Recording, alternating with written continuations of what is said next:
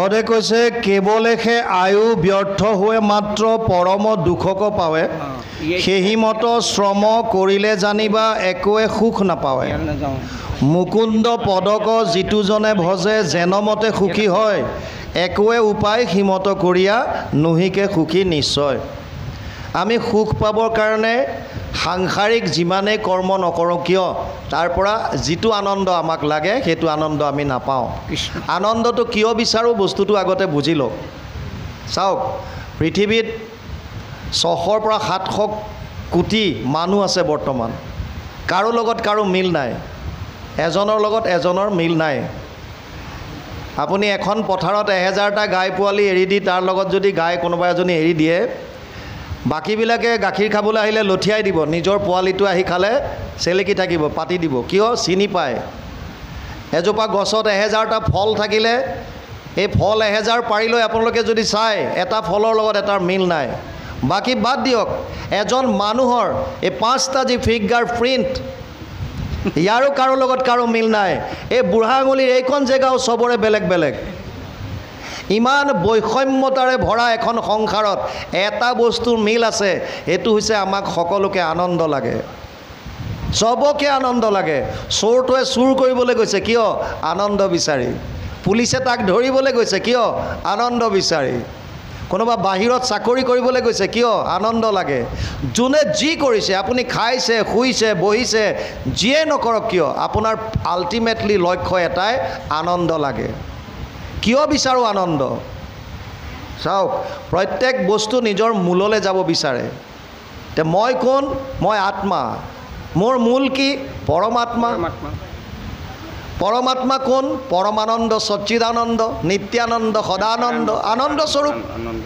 গতিকে আনন্দৰ অংশ হিচাপে আত্মাই সদায় আনন্দ বিচাৰি আছে একেবাৰে সিধা ফৰ্মুলা আত্মা ভগৱানৰ অংশ অহম আত্মা গতিকে ভগৱানে নিজেই কৈছে মোৰ অংশ বুলি অহম আত্মা মই আত্মা ভগৱান হৈছে পৰমাত্মা বা পৰমানন্দৰ অংশ হিচাপে আত্মা ভগৱানৰ ওচৰলৈ যাব বিচাৰি আছে মূললৈ যাব বিচাৰিছে মূল হৈছে আনন্দ সেইকাৰণে আমাক আনন্দ লাগে কিন্তু মন মায়াৰ দ্বাৰা সৃষ্ট মন বুদ্ধি 24 তত্ত্বৰ ভিতৰত আছে 24 তত্ত্ব হৈছে মায়াৰ দ্বাৰা সৃষ্ট মন বুদ্ধিয়ে গতিকে মায়াৰ মাজলৈ নিবলৈ বিচাৰি আছে মানে মন বুদ্ধিয়ে কৈছে সুখটো পাবা সংসাৰত আৰু আত্মাই কৈছে হেতু সুখ আছে ভগৱানত এইখন যুদ্ধ আমাৰ মাজত লাগি আছে এই যুদ্ধখনেই হৈছে কৌৰৱ পাণ্ডৱৰ যুদ্ধ এইখনে ৰাম ৰাৱণৰ যুদ্ধ এইখনে অসুৰ দেৱতাৰ যুদ্ধ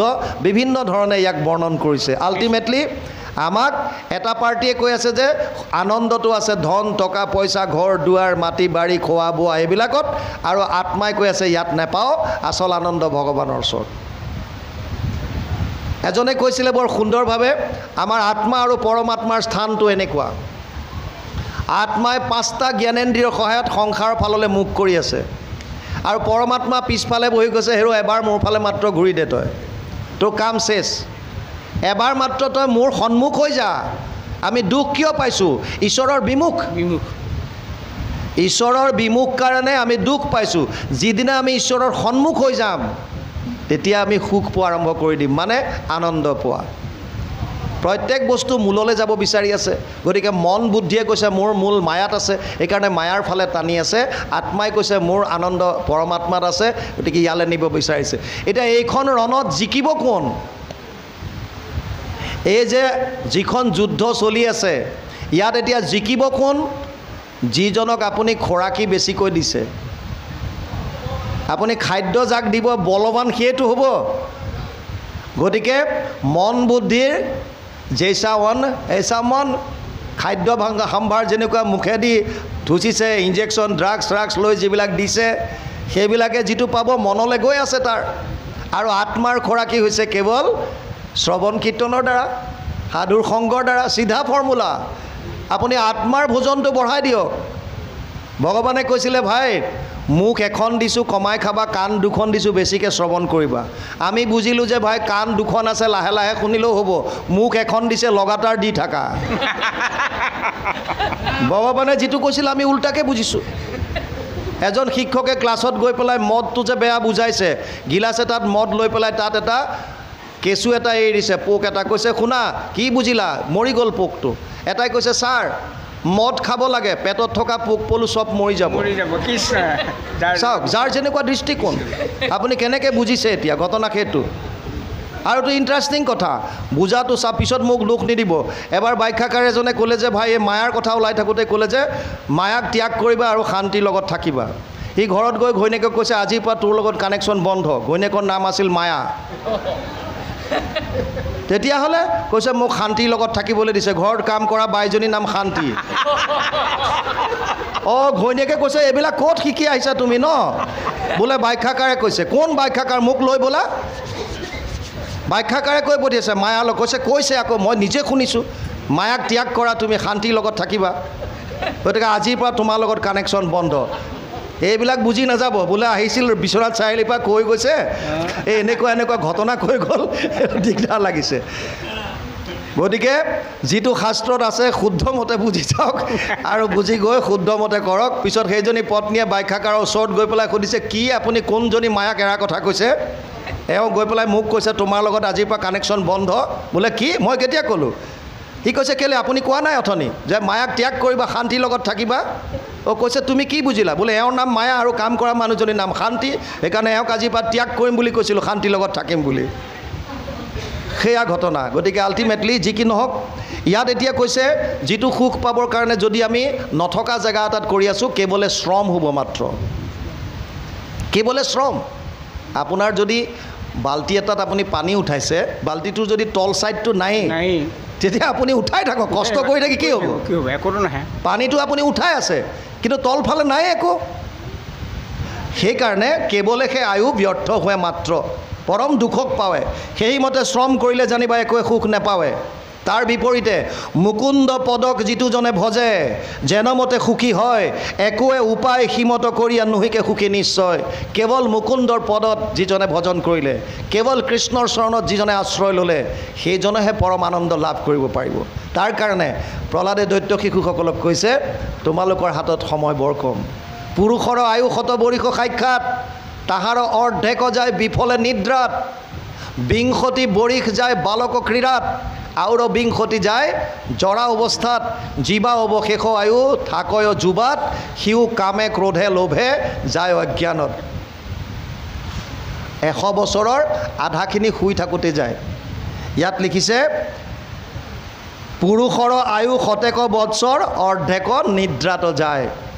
শুই থাকোঁতে যায়। হয়তো আপোনালোকে ভাবিব পাৰে দিনটোতো 12 ঘণ্টা মই শোৱা নাই, কিন্তু আপুনি আপোনাৰ মা দেউতাক সুধিলে গম পাব সৰু সন্তান এটাই কিমান শুৱে 24 ঘণ্টা। এটা সৰু জন্ম হোৱাৰ পাছত ই কিমান সময় শুৱে? অকণমান 1-2 মিনিটৰ কাৰণে চকুকেইটা খোলে আকৌ শুয়ে থাকে।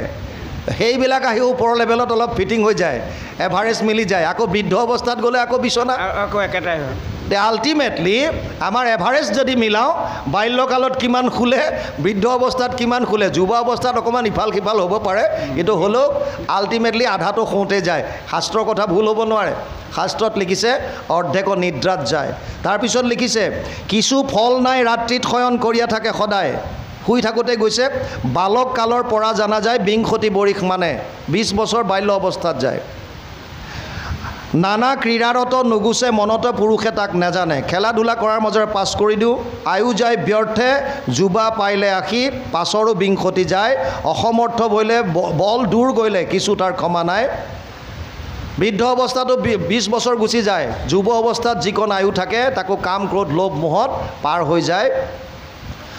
তথাপিতো মন পূৰণ নযায়, শৰীৰত বল নাই আকুল ব্যাকুল, লাখুটিক ধৰি আনে দ্ৰব্য সৰ্বদাই। বলৱন্ত কাল তাহাক পুৰিবে নপাৰ একো কালে, শিশৱ বৎসৰ এহিমতে যায় বিষয় মিছা জঞ্জালে। যেতিয়া দাঁত নাইকিয়া হৈ যায় তথাপিও কয় যে জোল চাই অকণমান দিবি। ইভাগ চুবাব নোৱাৰো নাই, কিন্তু জোল চাই অকণ দে। তাৰমানে তৃষ্ণাটো ল'বলৈ, সোৱাদটো ল'বলৈ তেতিয়াও ইচ্ছা আছে। আমাৰ গতি সেইটো। হাড়ডাল চুবাব নোৱাৰো বেলেগ কথা, অকণমান জোল চাই দে, খামেই তথাপিও নেৰো আমি। বৃদ্ধ হৈ যায়। নাৰদে এবাৰ ভগৱান কৃষ্ণক কৈছিল হে প্ৰভু তোমাৰ এইবিলাক কি অন্যায়? এই যুৱ ল'ৰাবিলাকক মাৰি আছা তুমি, যিবিলাক অলৰচৰ বৃদ্ধ, যোনে নিজে একো কৰিব নোৱাৰে, বেলেগৰ ওপৰত ডিপেণ্ডেণ্ট হৈছে, সেইবিলাকক তুমি পেলাই থৈছা। এইবিলাক তোমাৰ অন্যায়। আৰু তুমি মিছাতে অৰ্জুনক কৈছা সমো অহম সৰ্বভূতেষু নামে দৈশ্য অস্তি না প্ৰিয়। 9ম অধ্যায়ত কৈছে 29 নম্বৰ শ্লোকত যে মই সকলোৰে কাৰণে সমান, মোৰ কাৰণে কোনো বিশেষ প্ৰিয় নাই, কাৰো প্ৰতি মোৰ দৈশ্য ভাৱ নাই। আৰু যদি নাই, তুমি এই ল'ৰাবিলাক উঠাইছা সংসাৰৰ পৰা আৰু বুঢ়াবিলাক চব এৰি আছা, কাৰণটো কি? ভগৱানে বুজি পালে যে হয়, গম পাইছোঁ অকণমান আছে মনত ক্ষোভ এটা, ক'লে যে এটা কাম কৰা, ৰথখন লৈ যোৱা, যিকেইজন তোমাৰ দৃষ্টিত আছে তুমিয়ে লৈ আহাগৈ। নাৰদে লৈ আহিল বৈকুণ্ঠৰ পৰা ৰথ, আৰু আহি দেখিলে এজন অলৰচৰ বুঢ়া আহি পেলাই চিধা ৰথ লৈ আহি পেলাই নামিলে। নাৰায়ণ বোলে, হেৰা কোন তুমি? বোলে মই দেৱৰ্ষি নাৰদ।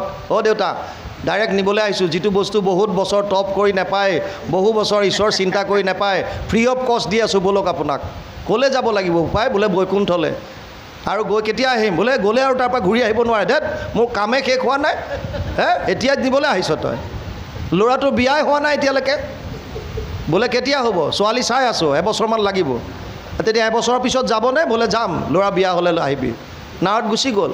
এবছৰৰ পিছত আহিছে, বোলে ল'ৰা বিয়া হ'ল নহয়, এতিয়া ব'লক। কি কথা কৈছ তই? ল'ৰা বিয়া হৈছেহে, নাতিৰ মুখ দেখাই নাই, নাতিটো মুখখন চায়ে যাম আৰু। সেইটোৱে হ'ল। আকৌ নাতি হোৱাৰ পিছত আহিছে, দেউতা নাতি হ'ল নহয় এতিয়া, তই মোক নেৰা হ'লি যে, মোৰ যাবলৈ এতিয়াও মন নাই। নাতি হৈছেহে, তাৰ লগত খেলাই নাই, হাতী ঘোঁৰা খেলিবলৈ আছে, অকণমান ডাঙৰ হওক। নাৰদে বুজি পালে তৃষ্ণা শেষলৈকে শেষ নহয়। আমাৰ মনটো তেনেকুৱা। এবাৰ এজনে নাৰদক ধ্যান কৰি আছিল। নাৰদে ভাবিছে মোক ধ্যান কৰি কি পাব, সেইকাৰণে তুৰন্ত আহিল, কৈছে হে বৎস, তুমি মোক কিয় ধ্যান কৰিছা? বোলে টকা পইচাৰ প্ৰয়োজন হৈছে। দেৱৰ্ষি নাৰদ বোলে মোৰ নিজৰে ফুটা কৰি এটা নাই, মই ক'ত ঘূৰি ফুৰোঁ ঠিক নাই। বোলে নাই, আপোনাৰ ৰিকমেণ্ডেশ্যনৰ বাহাদুৰি আছে, আপোনাৰ কলমটোৰ বাহাদুৰি আছে। আপুনি যে ফৰৱাৰ্ডেড মাৰি দিয়ে না, ৰিকমেণ্ডেড এপ্লিকেশ্যন নি আমাক কাৰোবাৰ হতুৱাই কৰাও নাই এটা, কলম লিখি দিয়ক। সেইটো মৰাবলৈ আহিছে। নাৰদক কৈছে কলম লিখি দিয়ক। নাৰদে ক'লে ঠিক আছে, ইমানকৈ যেতিয়া জোৰ কৰিছোঁ হ'ব, যা ডাইৰেক্ট কুবেৰৰ তালৈকে পঠিয়াই দিছোঁ, তই যি লাগে লৈ আহ। তো কি লাগেনো? অলপমান ধনখন লাগে, এইটো পাত্ৰহে আনিম, মাত্ৰ পাত্ৰ এটা দেখুৱাই দিছে, ইয়াতে যিকেইটা পাম আৰু। বোলে হ'ব যা। কুবেৰৰ ওচৰলৈ গ'ল। কুবেৰক ক'লেগৈ যে মোক নাৰদে পঠিয়াইছে, এপ্লিকেশ্যন এখন ফৰৱাৰ্ড কৰি দিছে চিধা। আৰু নাৰদৰ ছিগনেচাৰ দেখাৰ পিছত কুবেৰে কৈছে আৰু উপায় নাই ভাই, যোৱা লৈ যোৱা, ডাইৰেক্ট ভাণ্ডাৰত লৈ যোৱা। খাচ মানুহে লিখি দিছে, যি লাগে দি দিবা, ইয়াক যি লাগে দিবা। আৰু কিহত নিবা? এই পাত্ৰটোত। তেতিয়াতো একো নাই, যোৱা লৈ যা। যিকেইটাই নিছে পাত্ৰত দি থাকে, তাত নাইকিয়া হৈ থাকে, শেষে নহয়, গোটেই ভাণ্ডাৰ খালী হৈ গ'ল। সিহঁতে আহি কুবেৰক কৈছে, হে প্ৰভু, কি পঠিয়ালা এইটো? ই এনেকুৱা এটা পাত্ৰ আনিছে, বস্তু দিয়ে আছোঁ, সোমাই আছে তাত, শেষ নহয়হে নহয়। কি কৈছা? ভাণ্ডাৰলৈ লৈ বোলা। দেখিছে খালী হৈ গ'ল, বস্তু ক'লৈ গ'ল? বোলে চব ইয়াত সোমাল। আৰে এনেকুৱা কি মাৰাত্মক বস্তু লৈ আহিছে? নাৰদক মাতা। নাৰদ আহি গ'ল। দেৱৰ্ষি নাৰদ, এইটো কি বস্তু আনিছে? বোলে ময়ো নাজানো, মোক খালী কৈছিল অকণমান লাগে কিবা এটা, মই ক'লোঁ লৈ যা, কুবেৰৰ পৰা লৈ আহিবি। তাক সুধিছে, হেৰ' এইটো বনাইছ কিহৰে? বোলে মানুহৰ লাও খোলা, গোটেই তৃষ্ণাবিলাক ইয়াতে সোমাই আছে, এইটো শেষ নাই, যিমান দি থাকা, ভৰাই থাকা। এইটো জন্ম শেষ হোৱাৰ পাছতো শেষ নহয়, আকৌ আহিল। সেয়া আমাৰ গতি।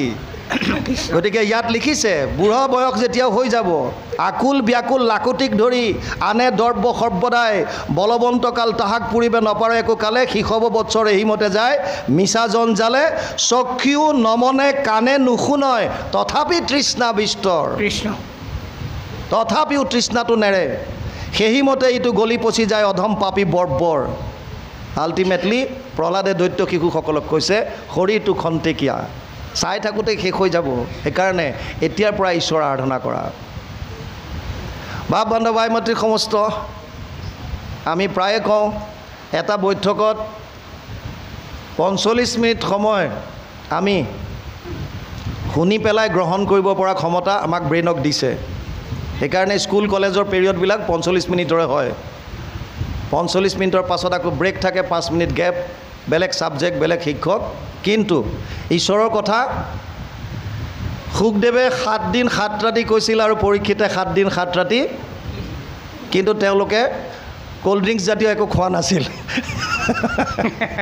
মানে ঠাণ্ডা গৰম এইবিলাক খোৱা নাই জলপান কৰা নাই ডাইৰেক্ট 7 দিন 7 ৰাতি ডাইৰেক্ট যি বহিল আৰু একো খোৱা বোৱা নাই কেৱল অমৃত পান কৰিছে অমৃত পান এতিয়া সেইকাৰণে সেই সুখদেৱো নাই সেই পৰীক্ষিতো নাই তথাপিও 3-4 ঘণ্টাত আমি শুনিব পাৰোঁ আৰু তাতকৈ বেছি হ'লে আমাৰ সেই বুঢ়ী মানুহজনী নিচিনা হ'ব 90 বছৰীয়া যিগৰাকী বুঢ়ী আহিছিল ডিভৰ্চ বিচাৰি আমাৰ তাত মাজতে 90 বছৰীয়া বুঢ়ী মানুহ এজনী আহিছে ডিভৰ্চ লাগে আৰু কৈছে জাজক পাই কিবা এটা কৰি এই মানুহটোৰ লগত মোক অলপমান কৰি দিয়া থাকিব নোৱাৰিম আৰু বোলে বয়স কিমান হৈছে আইতা বোলে মোৰ 90 মান হ'ল এই 90 বছৰ বয়সত ডিভৰ্চ লাগে মানুহটো ক'ত দেখুৱাই দিছে কোৰ্টৰ এটা বেলেগ ছাইডত লাখুটি এডাল লৈ বহি আছে দেউতা আপোনাৰ বয়স কিমান বোলে বোপাই 95 মান হ'ল এই 95 বছৰত আপোনাক কি ডিভৰ্চ লাগে বোলে ধেত মোক নালাগে মৰতি ক'ত কি লাগে মোক নালাগে নহয় এইবিলাক সেইটোহে হ'লনে জাজে সুধিছে আইতাও আপোনাৰ মানুহটোকতো এইবিলাক নালাগে একো আপোনাক কিয় লাগে তেওঁ কিটো কষ্ট পাইছে দুখটো মোৰহে বোলে কি দুখ এই মানুহটোৱে যিমান গালি খপনি পাৰে চব মই শুনো এইটো একো দুখৰ নহয় আৰু সেইটো কাৰণত আপোনাক মই ডিভৰ্চ দিব নোৱাৰোঁ নহয় আইতা বেলেগ কিবা কাৰণ আছে যদি কওক বোলে আছেতো কাৰণ কি কাৰণ এই মানুহটোৱে কাণেৰে কম শুনে সেইটো কাৰণ নহয় আজিকালি হিয়াৰিং এইড পায় মেচিন পায় কাণেৰে শুনা মেচিন পায় মেচিন এটা লগাই দিলে হ'ল বোলে লগাই দিছোঁ তেতিয়া সমস্যা কি কৈছে সমস্যা এইটোৱে যেতিয়াই মানুহটোক গালি পাৰোঁ মেচিনটো খুলি থয় এইটোৱে মোৰ সমস্যা সেইকাৰণে এই মানুহটোৰ লগত আৰু থাকিব নোৱাৰোঁ যেতিয়াই গালি পাৰোঁ এই মেচিনটো খুলি থৈ দিয়ে এই মানুহটোৰ লগত আৰু থাকিব নোৱাৰোঁ এতিয়া সময় বেছি হ'লে আপোনালোকৰ কাণৰ মেচিন চবেই খুলিব লাহে লাহে কাণৰ মেচিন খুলি থ'লে ইফালৰ পৰা কিমান কোৱা কৈ থাকা ফৌজি মানুহ মাতিছা তুমিতো নেৰাই তোমাৰতো সময়ৰ কথা নাই তুমি কৈ থাকা আমিতো চবেই খুলিলোঁ আৰু এতিয়া আমি ঘড়ী চাইছোঁ হামিয়াইছোঁ হিকটিয়াইছোঁ যাব লাগে ইফালে খাব লাগে গতিকে আল্টিমেটলি সময় এটাৰ মাজত শেষ কৰা ভাল 2.5 ঘণ্টা সময় দিছিল 2:30লৈকে 2:18 12 মিনিট সময়ত এটা অকণমান উপদেশ পাঠ কৰি আমি আপোনালোকৰ পৰা বিদায় ল'ম কৃষ্ণ সামাজিক কৃষ্ণ অকল এইখন গাই দিলে আমি তাতে পাঠ কৰিম আৰু কৃষ্ণ প্ৰাথমিকখনৰ কি নাম কৃষ্ণ তেতিয়া আমি শেষৰ অৱস্থালৈ আহিছোঁ কৃষ্ণ ৰাম শুনা সামাজিক ভাগৱত কথা ইহে অমৃত অধিক হেনয় অমৃত হুয়া একচিতে নুশুনা হাল কি হৰি গুণ নাম ধৰ্মই অনুপম ধৰায়া কদিহ কৰি সমজাৰ লোক এৰিয়া নকাম ডাকিবলা হৰি হৰি হৰি ৰাম কৃষ্ণ ৰাম কৃষ্ণ অকণমান উপদেশ আহিছে গুৰুজনাই ভাগৱত অনুবাদ 12টা স্কন্ধ নিজে কৰা নাই তেওঁ কৰিছে প্ৰথম স্কন্ধ দ্বিতীয় স্কন্ধ তৃতীয় স্কন্ধৰ অনাদিপাতন ষষ্ঠ স্কন্ধৰ অজামিল উপাখ্যান অষ্টম স্কন্ধৰ বলিচলন আৰু সাগৰ মন্থন দশম স্কন্ধৰ আদিভাগ আৰু শেষৰ কুৰুক্ষেত্ৰ যাত্ৰা একাদশ স্কন্ধ সম্পূৰ্ণ দ্বাদশ স্কন্ধ সম্পূৰ্ণ এয়া গুৰুজনাই নিজে কৰা বাকীখিনি তেওঁৰ প্ৰপন্ন শিষ্যসকলে তেওঁৰ অনুগামী শিষ্যসকলে কৰা আৰু গুৰুজনাই অনুবাদ কৰোঁতে 2-3টা অধ্যায়ৰ পাছত নিজাববীয়াকৈ একোটা উপদেশ আমাক জনকল্যাণৰ কাৰণে দি থৈ গৈছিল ঠিক তেনেকৈ তেওঁ কৰা অনুবাদৰ ভাগৱতত দিয়া উপদেশৰ সংখ্যা হৈছে 173টা এই 173টা অনুবাদ আমি এখন গ্ৰন্থত সংকলন কৰিছিলোঁ প্ৰথমতে আমাৰ ডেকা বাপে কৈছিলে কহে গুৰু শংকৰ তাৰ এখন গ্ৰন্থ আমি আপোনালোকৰ নামঘৰৰ কাৰণে লৈ আহিছোঁ গতিকে আমি অনুৰোধ কৰিম আপোনালোকৰ যিজন ইয়াৰ গাঁৱৰ কোনোবা এজন আহি আমাৰ পৰা গ্ৰন্থভাগ লৈ আমাক কৃতাৰ্থ যেন কৰে আৰু তাৰপাছত আমি উপদেশৰ ওচৰত অকণমান আলোচনা কৰি আজিলৈ অনুষ্ঠান আমি বিদায় ল'ম কৃষ্ণ আপোনালোকৰ কোনোবা এজনে লৈ লওক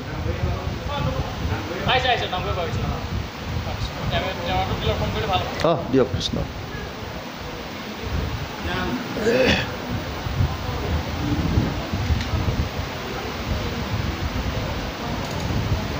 সিফালে দিয়ক সন্মুখৰ পৰা লওক। এইফালে হওক বাপ, এইফালে হওক, এইফালে আৰু এইফালে আহিব পাৰিলে তলেদি আহি যাওক। আহক লওক কৃষ্ণ কৃষ্ণ এইপ্ৰকাৰ কৃষ্ণ। হৰি হৰি নামঘৰলৈ দিয়া হৈছিল কৃষ্ণ কৃষ্ণ। পদে কৈছে শুনা সামাজিক ভাগৱত কথা ইহে অমৃততো ধিক। ভাগৱত অমৃততকৈ অধিক বুলি কিয় ক'লে? যেতিয়া শুকদেৱে পৰীক্ষিতক ভাগৱত শুনাবলৈ বিচাৰে তেতিয়া স্বৰ্গৰ পৰা দেৱতাসকলে অমৃতৰ কলহটো লৈ আহে। অমৃতৰ কলহ আনি পেলাই শুকদেৱক কয়, হে শুকমুনি, তক্ষকে দংশিব বুলিহে পৰীক্ষিতক শাপ দিছে, গতিকে আমি স্বৰ্গৰ অমৃত লৈ আহিছোঁ, আপুনি এয়া পান কৰাই দিয়ক। তেতিয়া তক্ষকে দংশন কৰিলেও এওঁৰ মৃত্যু নহয়। এতিয়া শুকদেৱে সুধিলে যে বিনিময়ত তোমালোকে কি বিচাৰিবা? এনেইতো কোনেও কাকো একো নিদিয়ে, তুমি এইটো দিছা যেতিয়া তাৰ বিনিময় কিবা এটাতো লাগিব, কি লাগে তোমালোকক? এতিয়া দেৱতাসকলে কৈছিলে তাৰ বিনিময়ত তুমি আমাক স্বৰ্গত গৈ ভাগৱতৰ জ্ঞান দিয়া। এতিয়া ক'লে তুমি সামান্য কাছৰ লগত হীৰাৰ কম্পেয়াৰ কৰিবলৈ আহিছা হে? তোমালোকৰ এইটো অমৃতৰ লগত ভাগৱত অমৃতৰ কোনো ধৰণৰ তুলনাই নহয়, ই তাতকৈ বহুত ওপৰত। সেইকাৰণে ইয়াত লিখিছে অমৃততোধিক, অমৃততকৈ অধিক হৈছে ভাগৱত। শুনা সামাজিক ভাগৱত কথা ইহে অমৃততোধিক। হেনয় অমৃত হুয়া একচিত্ত নুশুনাহা লোক কি। তেনেকুৱা এটা বস্তু আজি আপোনালোকে পোৱাৰ পাছত একচিত্ত মানে কিয় নুশুনে? একচিত্তে কিয় নুশুনে? আমি ইচাত বিচাত ইফালে সিফালে মনটো গৈ থাকে, একে চিত্তে শুনিব নোৱাৰোঁ। কিন্তু আপোনালোকৰ ইয়াত বঢ়িয়া আৰু দুটামান জেগা আমি পাওঁ মাজে মাজে বৰ সুন্দৰ সুন্দৰ, য'ত একচিত্তে আমাৰ শ্ৰৱণ কৰে। বিশেষকৈ আমাৰ অনুষ্ঠানততো এইটো এটা বিশেষত্ব আছে, ভাগৱতৰ প্ৰতি এটা আকৃষ্ট, বৰ একান্ত মনে শ্ৰৱণ কৰে, জানিবলৈ বিচাৰে। কিন্তু কিছুমানত ৰাজকীয়তা বেছিকৈ কৰে, যিটো বস্তু পচন্দ নকৰোঁ। মানে ৰাজসিক হ'লে বস্তুবিলাক বেছি জাক জমকতাত বৰ বেছি একো নাথাকে। সদায় এইবিলাক সাত্বিক বস্তু, সাত্বিকভাৱেৰে ভগৱানৰ কথা একান্ত মনে শুনক, হৃদয়ত ধাৰণ কৰিবলৈ চেষ্টা কৰক, তাৰ পৰা লাভ হ'ব। জাক জমকতা বেছি কৰি মাত্ৰ ৰৌজাল বৌজাল কৰি পেলাই বেছি সজাই পৰাই এইটো মানে ৰাজসিকলৈ গুচি যায়। গতিকে যি কি নহওক, ইয়াত কৈছে হেনয় অমৃত হুয়া একচিত্ত নুশুনাহা লোক কি ক। এনেকুৱা ইমান অমৃততকৈ অধিক এই ভাগৱতৰ কথা তোমালোকে কিয় নুশুনা? হৰি গুণ নাম ধৰ্ম অনুপম ধৰা আক দৃঢ় কৰি সমজ্যাৰ লোক এৰি আন কাম ডাকি বোলা হৰি হৰি। কলিযুগত কেৱল হৰি নামেই হৈছে ধৰ্ম, অনুপম ধৰ্ম। কলৌ দোষ নিধে ৰাজন অষ্টিহি এক মহান গুণ কীৰ্তনাদেৱ কৃষ্ণস্য মুক্ত সংগ পৰম ব্ৰজেত। 12:351 দ্বাদশ স্কন্ধ 3য় অধ্যায় 51 নম্বৰ শ্লোক ভাগৱত। তাত কৈছে কলিযুগত যদিও দোষৰ সাগৰ কলি, ইয়াৰ এটা মহান গুণ আছে, যিটো গুণৰ কাৰণে পৰীক্ষিতে ইয়াক ৰক্ষণাবেক্ষণ দিছিল। দোষৰ সাগৰ কলি তাকো পৰীক্ষিত ৰাজা গুণ দেখি কৰিলা ৰক্ষণ। কি গুণ আছিল? অন্ত্যজাতি পাতকীও কলিত তৰয় সুখে মুখে কৰি কৃষ্ণৰ কীৰ্তন। কেৱল প্ৰভু ভগৱন্তৰ অৰ্থাৎ হৰিনাম, আমি হৰিনাম শ্ৰৱণ কীৰ্তনৰ দ্বাৰা আমি পৰম গতি লাভ কৰিব পাৰোঁ। ইয়াতকৈ আৰু সহজ উপায় একো নাই। আমি প্ৰায়ে কওঁ, আগতে মেট্ৰিকৰ পাছত এটা পৰীক্ষা পাতিছিল, এইটো কি কয়, কম্পাৰ্টমেণ্টেল এটা এক্সাম হৈছিল আগতে। কম্পাৰ্টমেণ্টেল পৰীক্ষাত যিবিলাক ছাত্ৰ ছাত্ৰী বহে, তেওঁলোকে যিবিলাক শিক্ষকো থাকে ভাবে অকণ সুধি মেলি লিখিলেও লিখ আৰু মানে ওলাই যা আৰু পাৰ হৈ যায়, পাৰ হ আৰু যেন তেন এইটো মেট্ৰিকৰ দেওনাটো পাৰ হ, সেইবুলি দেখিলেও নেদেখা ভাও দৰে যোনে যি সোধা মেলা কৰি লিখিছে লিখিবলৈ দিয়ে। তাৰমানে কম্পাৰ্টমেণ্টেল পৰীক্ষাটোত যেন তেন কৰি মেট্ৰিকৰ দেওনা পাৰ হ। এতিয়া কলিযুগটো আমাৰ কাৰণে কম্পাৰ্টমেণ্টেল এক্সাম। ইয়াত যদি ফেইল মাৰিলোঁ আৰু উপায় নাই, চেছ। তাৰপিছত আকৌ টাফ আহি যাব। এইটো এনেকুৱা সুবৰ্ণ সুযোগ, কম্পাৰ্টমেণ্টেল এক্সাম, ইয়াতকৈ সুবিধা আৰু নাপায় আৰু। ইয়াত কেৱল ঈশ্বৰৰ নাম লৈয়ে পাৰ পাই গুচি যাব পাৰে, এনেকুৱা পাব নেকি সুবিধা? ৰাজস্থানত দুটা ভাই ককাই আছিল, এটা ধৰমচন্দ এটা কৰমচন্দ। কৰমচন্দ খালী কৰ্মত তাৰ ৰতি, ভাগৱত হ'লেও যেনেকৈ বহুত আহে খালি চাকি বন্তি জ্বলোৱাতহে কাম, কি কৈ আছে শুনিবলৈ সময় নাই। ধান্দা এটাত থাকে বন্তি গছি লগাই দিলে মোৰ মনোবাঞ্ছা পূৰ্ণ হ'ব। প্ৰভু চাবা আৰু ইমান মানুহৰ মাজত আৰু মইহে তোমাক বেছি ভাল পাওঁ, মইহে আহিছোঁ আৰু আচল আৰু তোমালৈ তেল অলপমান লৈ পেলাই। আমি কওঁ যে আপুনি দোকানৰ পৰা যেতিয়া ভগৱানৰ অৰ্থে তেল কিনিলে, ইভেন আপোনাৰ মনলৈ যেতিয়া ভাৱ আহিল কৃষ্ণ যে মই প্ৰভু ভগৱন্তৰ চৰণত বন্তি এগছ জ্বলাব বিচাৰিছোঁ, আপুনি পুণ্য অলৰেডি কমালে। তেল গছ আনি আপুনি নামঘৰীয়া হাতত দি দিয়ক, বেলেগে আকৌ চাকি জ্বলোৱাৰ তাৰ কোনো যুক্তি নাই, কোনো দৰকাৰ নাই, প্ৰয়োজন নাই। আপুনি আনিলে নামঘৰলৈ কৰি দিয়ক, অৰ্পণ কৰি দিয়ক। আজিয়ে গোটেইখিনি জ্বলাই দিয়াতকৈ বহুত দিনলৈ চলি থাকিব সেয়া তেলেই আপোনাৰ তেল প্ৰভুৱে পাব, তেওঁৰ সন্মুখৰ বন্তি গছিতে জ্বলিবলৈ দিয়ক। কিন্তু আমাৰ বিশ্বাস, কৰ্মৰ বিশ্বাস, আহি ইয়াত যেন তেন আমি ধূপডাল লগালে, চাকি গছ লগালেহে মানে আমি আমাৰ শান্তিটো পাম, মনোবাঞ্ছা পূৰ্ণ হ'ব। এইটো কৰমচন, ইন্দ্ৰিয়ৰ কৰ্মৰ ওপৰত প্ৰাধান্য। আৰু ধৰমচন ককায়েকে ভকতক ভাল পায়, ভকতক মাতি আনি পদধূলা লয়, আতিথ্য কৰে, আৰু দুইটা একেলগে থাকে। গ্ৰাউণ্ড ফ্ল'ৰত ককায়েক ধৰমচন থাকে আৰু ওপৰত থাকে কৰমচন। যেতিয়াই কোনোবা ভকত দেখা পায়, ই ওপৰলৈ আহিল আকৌ এইকেইটা ঈশ্বৰৰ নাম লৈ ফুৰে, কাম নাই, মানে বিৰাট গালি, দেখিবই নোৱাৰে, ভকতক দেখিলেই নিন্দা। এবাৰ কেইজনমান সন্ত আহিল, সন্তকেইজন অহাৰ লগে লগে ওপৰৰ পৰা গেট খোলাৰ লগে লগে গালি পৰা আৰম্ভ কৰিয়ে দিলে। গালি পৰাৰ লগে লগে সন্তকেইজনে কৈছে, হেৰা এইজন কোন ওপৰত? বোলে মোৰে ভাইটি। ই কিয় গালি পাৰিছে আমাক দেখি? বোলে তাৰ স্বভাৱে সেইটো, ভকত দেখিব নোৱাৰে সি, ভকত দেখিলে গালি পাৰে। এতিয়া আপোনালোক আহিছে যেতিয়া অকণমান কৃপা কৰি যাওক, কাৰণ দুৰ্লভম মানুষ দেহ দেহিনাম ক্ষণভংগুৰ তত্ৰাপি দুৰ্লভম মন্যে বৈকুণ্ঠ প্ৰিয় দৰ্শনম। 11:2:29 নিমি ৰজাই নৱসিদ্ধক কৈছিল, হে সিদ্ধ পুৰুষ সমস্ত, মানুহৰ জীৱন যদিও খন্তেকীয়া তথাপিও অতি পোৱাটো দুৰ্লভ, আৰু তাতকৈ দুৰ্লভ হৈছে বৈকুণ্ঠ প্ৰিয়, মানে ভকতৰ দৰ্শন। ভগৱানক ভাল পোৱা মানুহৰ দৰ্শন পোৱাটো অতি দুৰ্লভ।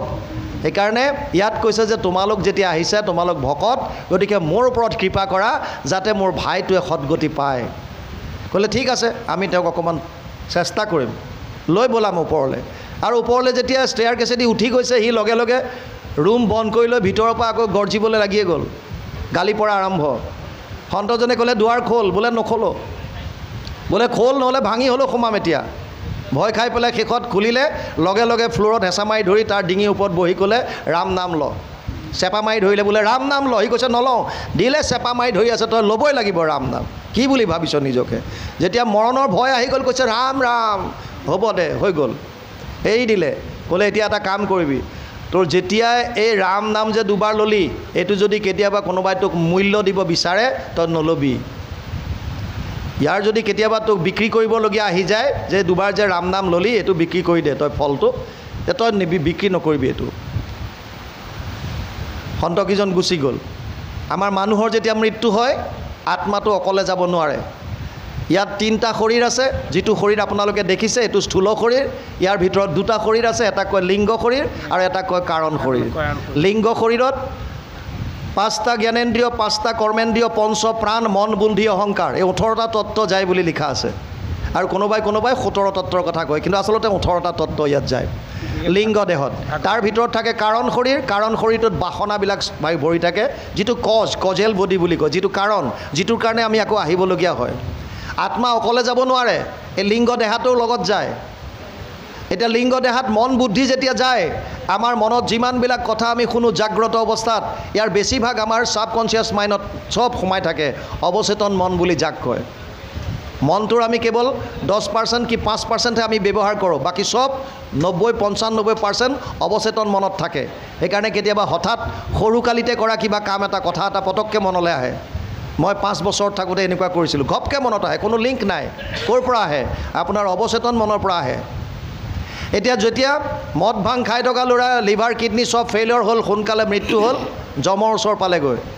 যমে কৈছে গোটেইটো তই জীৱনটোৱে পাপ কৰিলি, কিন্তু এজন সন্তৰ তাগিদাত পৰি দুবাৰ তই ৰাম নাম ল'লি, গতিকে অকণমান সময়ৰ কাৰণে হ'লেও স্বৰ্গলৈ যাব লাগিব। এতিয়া ক আগতে কোনটো কৰিবি? সি কৈছে পিছত ফলটো দিবা, আগতে এইটো কোৱা যে দুবাৰ যে ৰাম নাম ল'লোঁ, মূল্যটো কিমান দিবা, সেইটো কিমান পাম? এতিয়া যমে কৈছে এনেকুৱা এটা ৰামৰ ইমান পইচা, এটা ৰামৰ ইমান পইচা, এনেকুৱাতো নাজানো। ৰাম নামৰ মহিমাটো শুনিছোঁ। ৰাম কৃষ্ণ নাম যিটো লয় একবাৰ, কোটি জনমৰ পাপ ভস্ম হোৱে তাৰ। এতিয়া ইয়াক মূল্য কেনেকৈ ক'ম? এতিয়া কিমানটো কিমান মূল্য? দেৱৰাজ ইন্দ্ৰই জানে নেকি বুলি স্মৰণ কৰিলে, আহি গ'ল দেৱৰাজ। কি হ'ল? যমৰাজ মোক স্মৰণ কৰিলা বোলে, দেৱৰাজ মই বৰ বিপদত পৰিছোঁ। কি বিপদ? এই পাখণ্ডটোৱে গোটেই জীৱনটো পাতক কৰিলে, দুবাৰ মাত্ৰ ৰাম নাম ল'লে, তাকো বেলেগ এজন সন্তই আহি পেলাই লোৱালে। এতিয়া ই কৈছে তাৰ মূল্য কিমান দিবা কোৱা? তুমি জানানে? বোলে ময়ো নাজানো এইটো। তেতিয়াহ'লে ব্ৰহ্মাৰ ওচৰলৈ ব'লা। সি চান্স পালে আৰু কৈছে মই এনেকৈ নাযাওঁ, মোক তোমালোকে দোলাত বহুৱাই লৈ ব'লা। অঁ, যম ইন্দ্ৰই দোলা কৰি লিছে, উপায় নাই, এতিয়াতো উত্তৰ দিবই লাগিব। ব্ৰহ্মলোক পালেগৈ। ব্ৰহ্মাই কৈছে কি হ'ল? এইটো কোন লৈ আহিছা ইয়াত? বোলে এইটো কাল হ'ল। কি কৰিছে? দুবাৰ মাত্ৰ ৰাম নাম ল'লে জীৱন্ত অৱস্থাত, গোটেই জীৱনটো পাপ কৰিলে। এতিয়া ই কৈছে ৰাম নামৰ মূল্য কিমান দিবা? ব্ৰহ্মাদেৱ আপুনি কওক, নামৰ মহিমা জনাৰ ভিতৰত আপুনিও এজন।